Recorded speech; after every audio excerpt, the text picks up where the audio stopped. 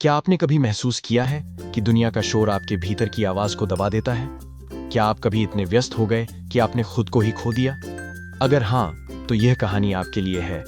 आज हम बात करेंगे एकांत की शक्ति की, उस खामोशी की, जहां इंसान अपने भीतर झांक पाता है, जहां आत्मबल जन्म लेता है।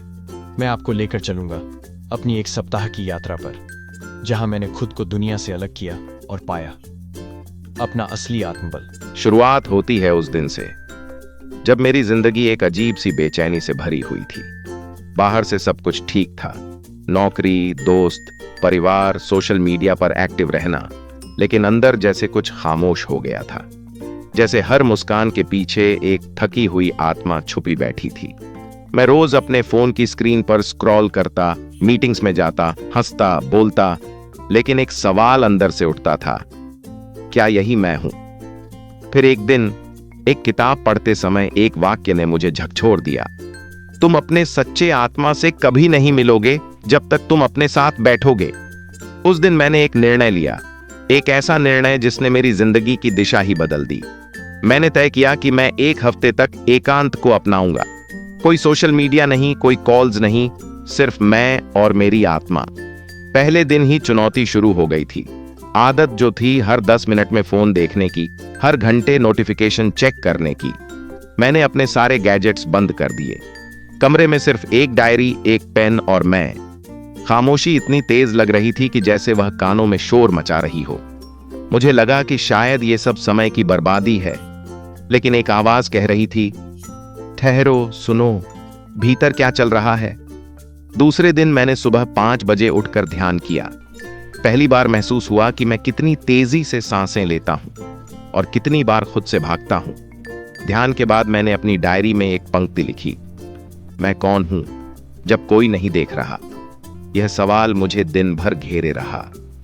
तीसरे दिन मैंने अपने पुराने अनुभवों पर विचार किया, अपने डर, असफलताओं और उन लम्हों को याद किया जहां मैं टूट गया था।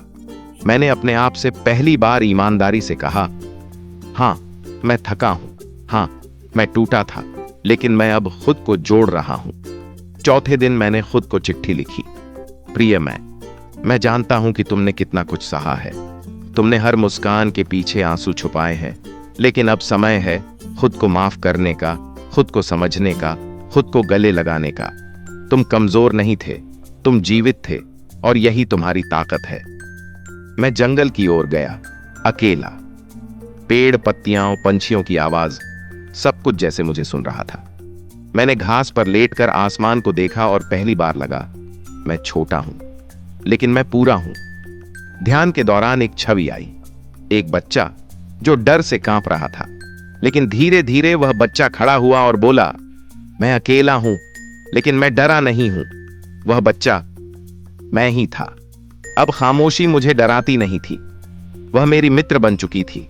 मैंने उस दिन अंतिम पंक्तियां अपनी डायरी में लिखी, मैंने खुद को खोकर खुद को पाया है। एकांत ने मुझे मेरी सबसे सुंदर पहचान दी है, मेरी आत्मा। अब जब खामोशी दोस्त बन चुकी थी, मैंने गहराई में झांकना शुरू किया। कागज पर एक सवाल लिखा, किससे डरता हूं? फिर लिखा, असफलता से, अकेले रह जाने से, दूसरों की नजरों में गिरने से। इन सभी डर को मैंने स्वीकारा, और पहली बार डर को देखकर भागा नहीं। फिर मैंने अपनी पुरानी चिट्ठियां, आलोचनाएं, डर, आलोचनात्मक टिप्पणियां निकाली और उन्हें जला दिया। जैसे जैसे वो कागज जलते गए, मेरा दिल हल्का होता गया। अब मैं हर सुबह ध्यान करता, लेकिन इस बार आंखें बंद नहीं करता, बल्कि आईने में खुद को देखता और धीरे से पूछता, क्या तू सच में बदल गया है? भीतर से जवाब आता, अब मैं खुद को नहीं छोड़ता, अब मैं खुद के साथ हूं। मैंने मंदिर की ओर फिर एक लंबी यात्रा की, लेकिन इस बार कोई सवाल नहीं था, बस मौन था, और वही मौन मुझे उत्तर दे रहा था। किताब के एक वाक्य ने मुझे फिर हिला दिया, दुनिया तुम्हें जलाने की कोशिश करेगी, लेकिन तुम चुनते हैं कि तुम काली मिट्टी बनो या आग बनो। मैंने उसी समय खुद से कहा, अब समय है राख नहीं बनने का, अब समय है आग बनने का।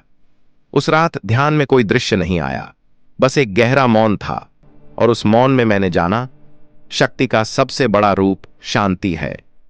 अब अंतिम दिन आ गया था, 7वां दिन, और ऐसा लगा जैसे जन्म का 7वां फेरा पूरा हुआ हो। मैं फिर से मंदिर गया, लेकिन इस बार किसी जवाब की तलाश में नहीं, बल्कि खुद को गले लगाने। मैंने सरोवर में झांका। वहां जो चेहरा था वो पहले जैसा दिखता था, लेकिन अब पहचान बिल्कुल अलग थी। अब वह चेहरा टूटा नहीं था, वो पूर्ण था। मैंने खुद से कहा, अब चाहे दुनिया कुछ भी कहे, अब मैं कभी खुद से मुंह नहीं मोड़ूंगा। अब मैं भीतर की शांति को पकड़ चुका हूं, और यही मेरी सबसे बड़ी जीत है। मैंने डायरी में आखिरी शब्द लिखे। अब जब लोग मुझे पूछेंगे तू कौन है, मैं कहूंगा मैं वही हूं जो एकांत की आग में तपकर आत्मबल बना है।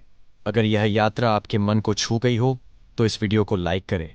कमेंट में बताएं कि आपने कब खुद से सबसे गहराई से मुलाकात की थी। और हाँ, अगले वीडियो में हम बात करेंगे भीतर के योद्धा को कैसे जगाए। जय आत्मबल, जय जीवन।